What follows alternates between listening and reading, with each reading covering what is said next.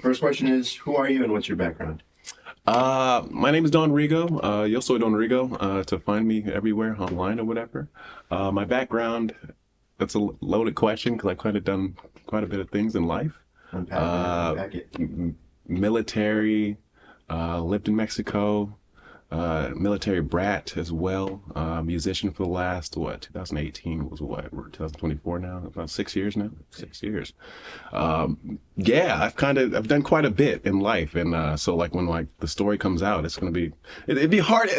I feel weird talking about myself because like even though I was present, if I wasn't there for a lot of the events in my life, I heard some of the stories that I have, I'd be like, you're bullshitting, but it's whatever. Do you feel like any of those moments in your life really, really honed in and defined who you are, like the kind of person that you are now? Yeah, 1,000%. Everything. Yeah, I had it explained to me, as a matter of fact. I had a gentleman explain to me, it seemed like after I told him a little bit more of my story as far as just like more in details, he explained to me that it was very apparent to him that everything that's happened in my life led to the very next thing. So, for example, if I hadn't been a military brat, I would have had a more difficult time working in the fashion industry because the fashion industry took me into different cities. And had I not worked in the fashion industry, being in the military, it would have been a little bit more different because I was already used to traveling. I was already used to having to deal with a million different personalities. The military led to me moving to Mexico.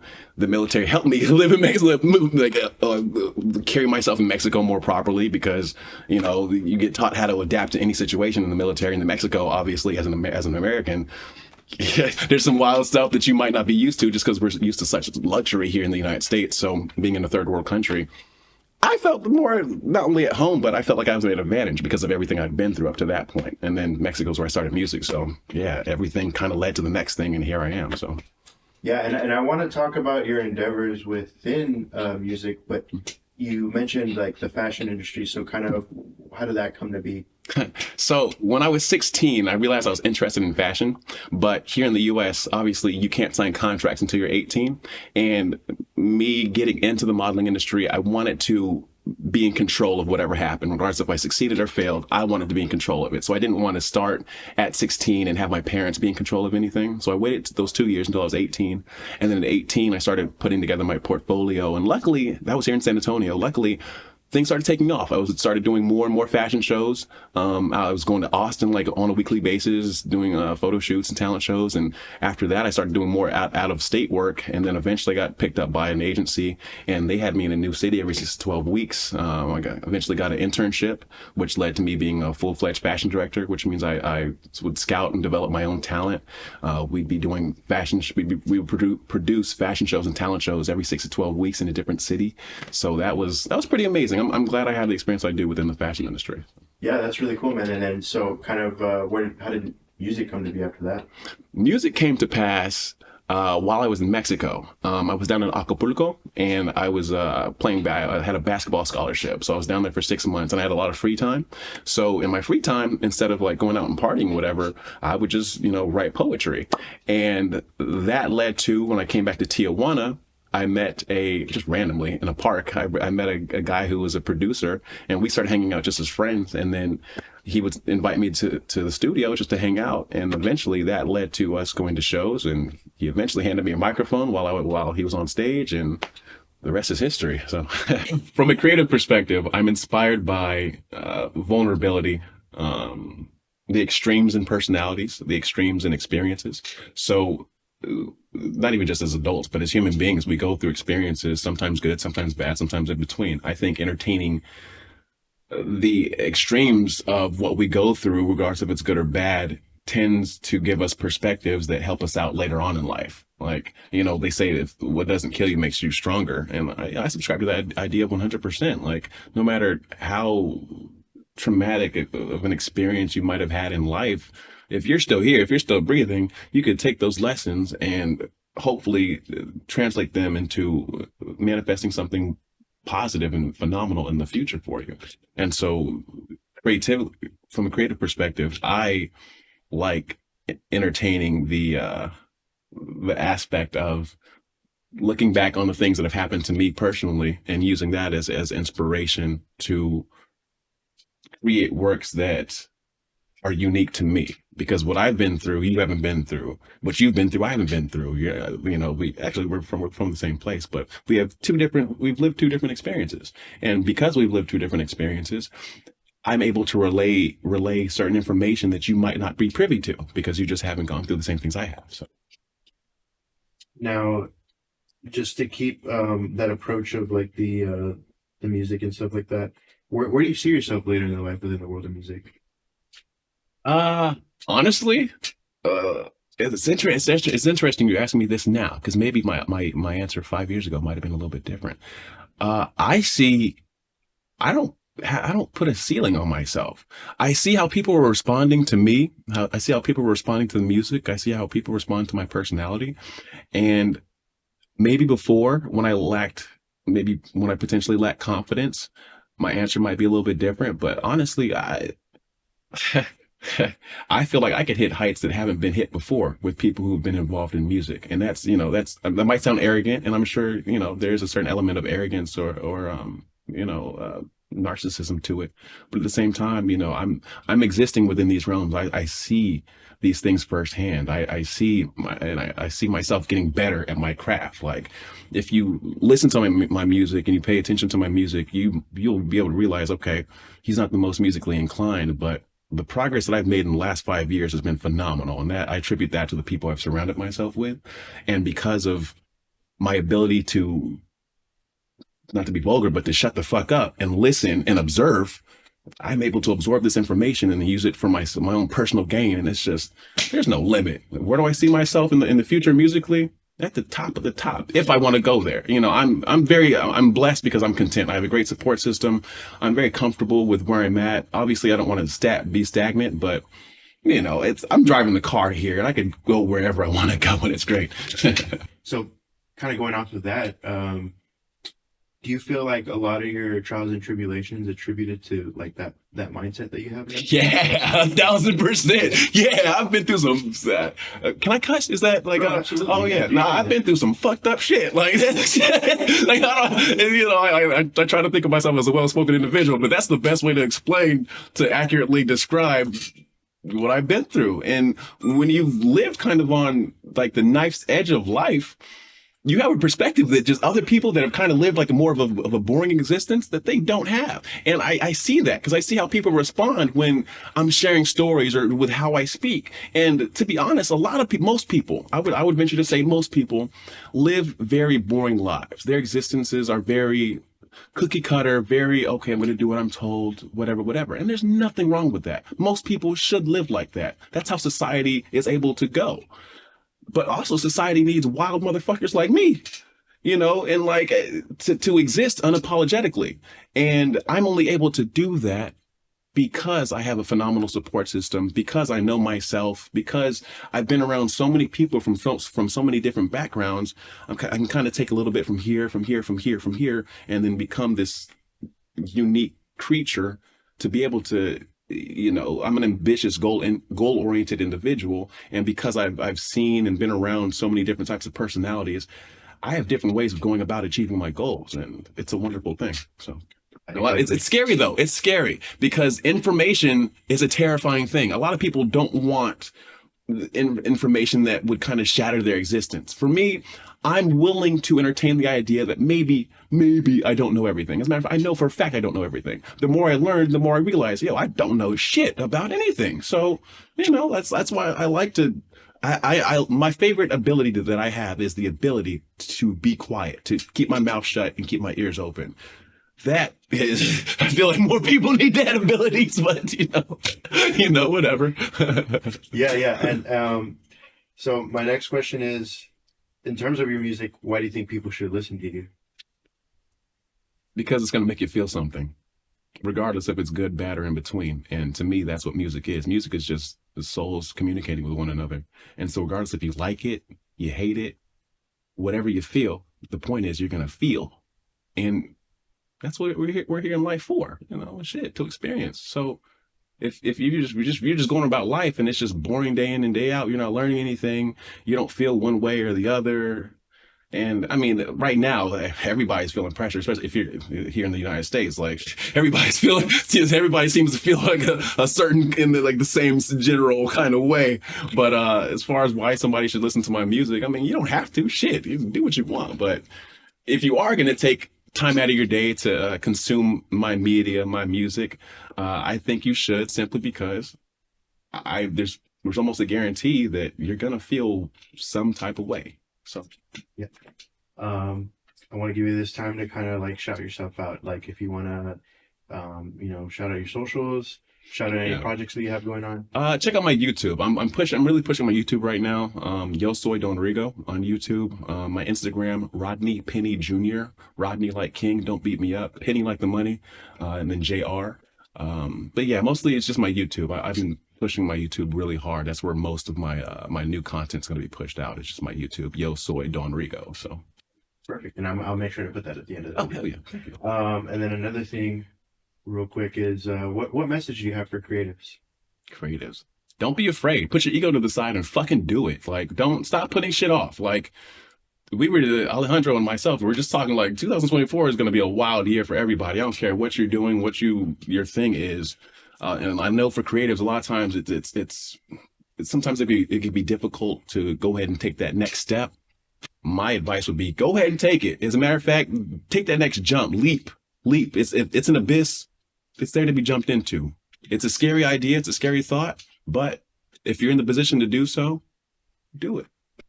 If you're comfortable talking about it, I kind of want to know some of those experiences that you feel, just some crazy stuff, man, like some stuff that you've been through. Some crazy stuff. Yeah. Okay. Let's go back. Let's go way back. Let's go back to the teenage years. So a pivotal point for me in regards to just listening to myself and trusting my gut. I was either 15 or 16 because I was either I just got the ability to drive or I was just right about to start driving. But anyways, long story short, my girlfriend one night at the time, she texts me and she says, "Hey, it's late at night. I have my mom's car. Let's go for a ride." So I was gonna have to sneak out and then just ride with her and then whatever. So I get the text. I say, "Okay, cool. Come through. I'll sneak out. No problem." Now, as I'm about to get out of bed, I have this overwhelming feeling of, hey, you should stay in bed. Like you should just not tonight. Cause I'd snuck out before, but for whatever reason, I just had this overwhelming feeling of just, stay home. Just stay home. It's like, you know what? No, because, I was a teenage boy. You know what teenage boys are interested in. So I was like, let's go. And so I sneak out. She picks me up. We're riding. It's me, my girlfriend, and like two of her homegirls, and we're just riding. And it's crazy because the feeling never subsided. Even while in the car, I have this feeling of, hey, something bad is going to happen. And so it's so strong that I announced to the car, hey guys, I feel like something bad is going to happen. Like, do you guys feel? They're like, no, you're just being paranoid. Relax. Okay, cool. Fast forward, like maybe 20 minutes later, we make a wrong turn. It's the middle of the night. We make a wrong turn on this highway and we turn down this street that was not really a street. So we kind of had to do a U-turn. There wasn't a single car on the road the entire evening, right? As we make this illegal U-turn, a single car passes by us. Who is it? Fucking cop. He pulls us over. Nobody has a license. Everybody's parents get called. I'm at that point where I'm just like, you know what? Hey, is there any way I can just like go to jail for the night and then like go home in the morning? And they're like, no, you're a minor. There's no way that's going to happen. We're calling your dad. I'm like, all right. So long story short, call my dad. Everybody gets in trouble, whatever. But from that point forward, I realized, hey, when your gut tells you something, fucking listen, okay? And like that was the first time in my life where I ever realized, like, yo, you have something, some kind of sixth sense, some kind of like gut instinct that you should trust. And since that moment, like I said, that was like I was 15, 16. I'm in my 30s now, so it's like a lot of the things that I do, I can't even like explicitly explain why I do them, but it's me trusting my gut. And so a lot of the wilder things I've done in life, like they're the metaphoric Hail Marys that I've thrown. And a lot of people would think, like, they would say, oh, you're kind of crazy. You live a wild lifestyle. Not really. I just trust my gut. And the crazy thing is, when I throw these Hail Marys, I catch a lot of them. And if you're consistently catching Hail Marys, then why would you not continue to throw the Hail Mary? So, that's one story that I reference quite a bit in my own head. Like, always remember to trust your gut with things, because I don't know what it is. I'm not smart enough to be able to readily explain it, but we as human beings have some kind of sense as far as to be able to understand like the vibe of the situation. And if we don't listen to it, bad shit is bound to happen. So, that's how I operate now. And then, I mean, you had mentioned this earlier as well, and I kind of want to take a leap into the future, to that time. If you're, again, if you're comfortable talking about it, 1,000%. Because you said you had went to jail. Yeah, And yeah. you had that moment to kind of,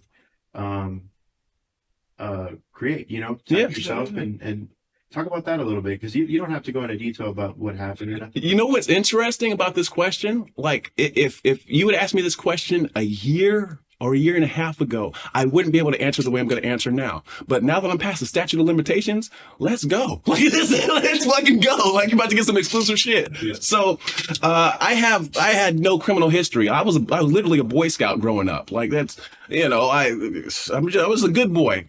I find myself in a particularly bad financial situation in 2018, to the point where at the end of 2018, I find myself homeless. And so I was homeless for about 4 months, and I did not, I didn't like that lifestyle. I didn't like being homeless. I didn't like having to either couch surf with friends, or the few times actually they have to sleep like literally outside on the ground.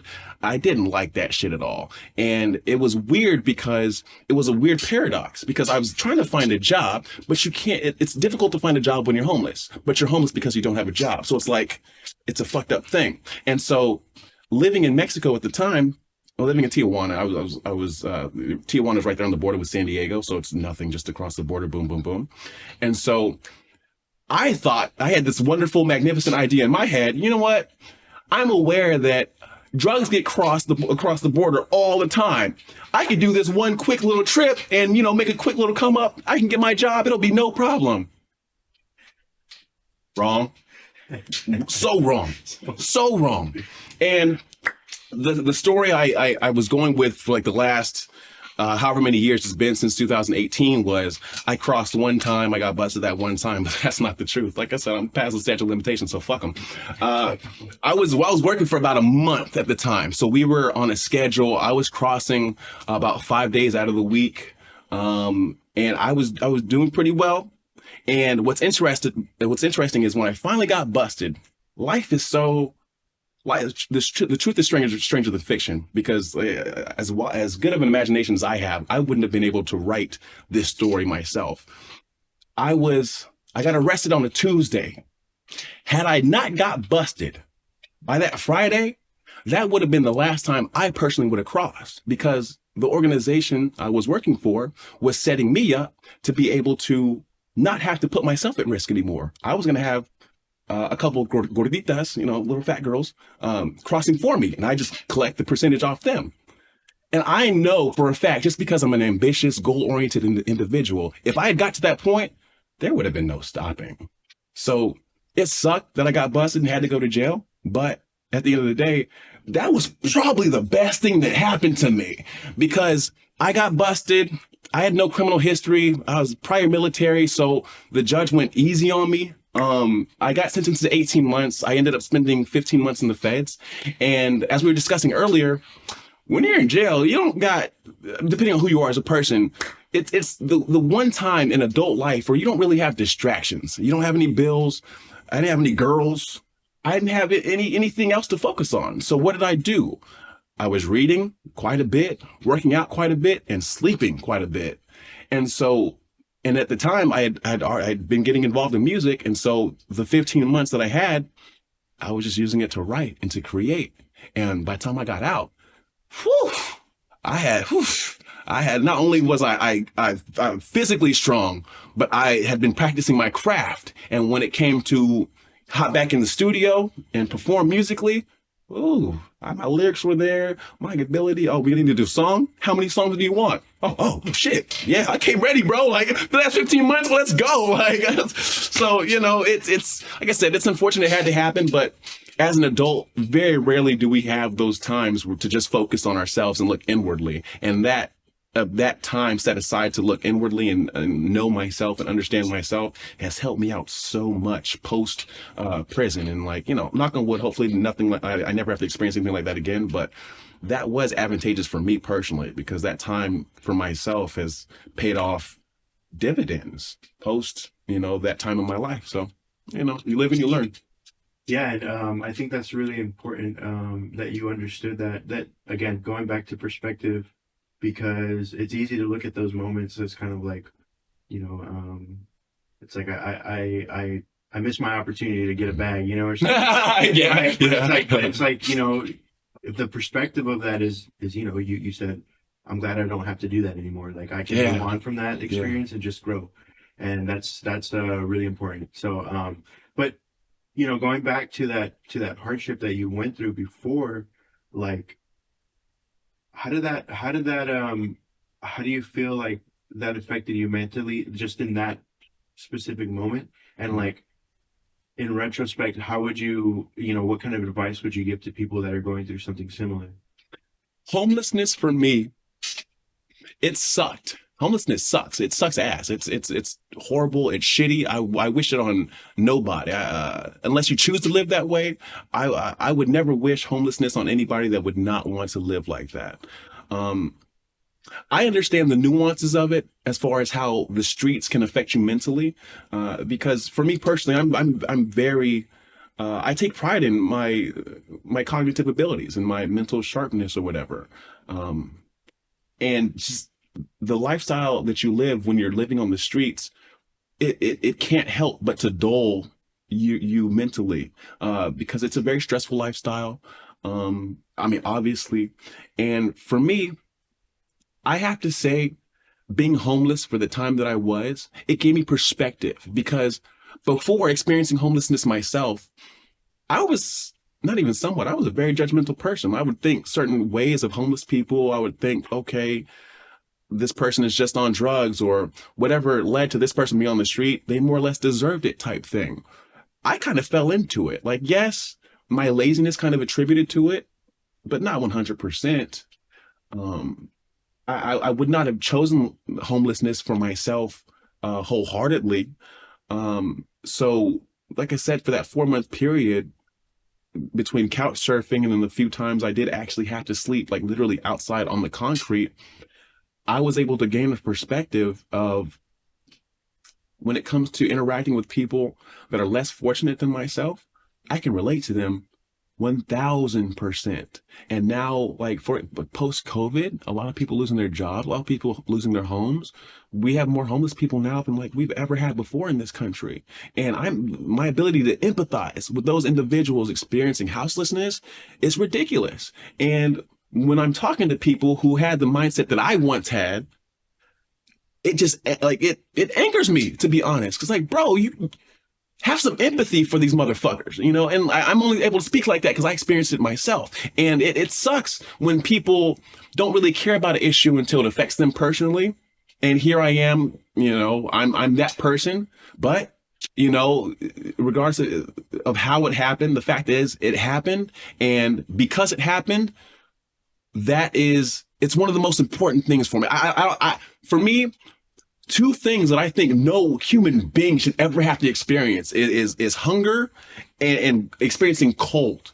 And those two things were just like, reoccurring themes when I was experiencing homelessness. And so because I experienced those two things, and I know viscerally what it's like to be hungry. Like, especially us as Americans, we'll say, "Oh, I'm hungry," or, "Oh, I don't have any money for food." Shut the fuck up. You don't know what hunger is. Like, you don't know what it's like to be so hungry and not have food for so long that your teeth are loose in your gums. You don't know what it's like to go so long without eating that your fingernails can just easily peel off without clipping. Like, unless you could tell me what those things are like, shut your fucking mouth. Like, and I don't mean to be obviously, like, you see the emotion that comes from it. And it's just, I wouldn't be able to speak like that had I not experienced it myself. And because I experienced those things myself, I will fight.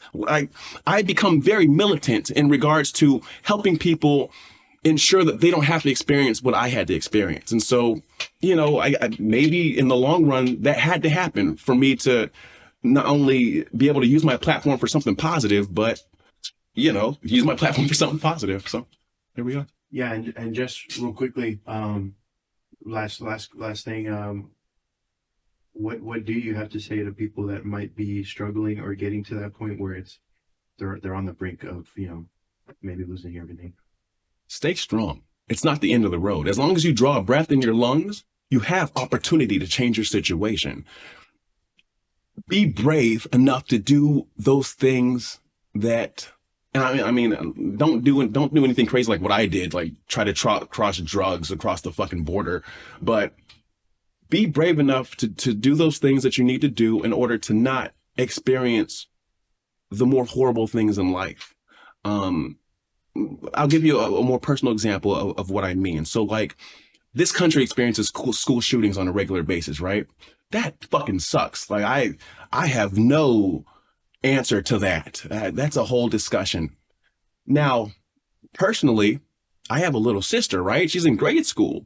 Now, these schools have these school shooting drills or whatever. That's fine. Do what you got to do. But a lot of these schools are setting these kids up for failure. A lot of the standard operating procedures that these schools have for if there happens to be an active shooter on campus, to be honest, they're doing nothing but raising the victim count by their procedures. I'm gonna tell the world, like I tell my little sister, you do what the fuck you gotta do to come home safe. I don't care what that means. All right, you do what you gotta do to be safe. So that's it.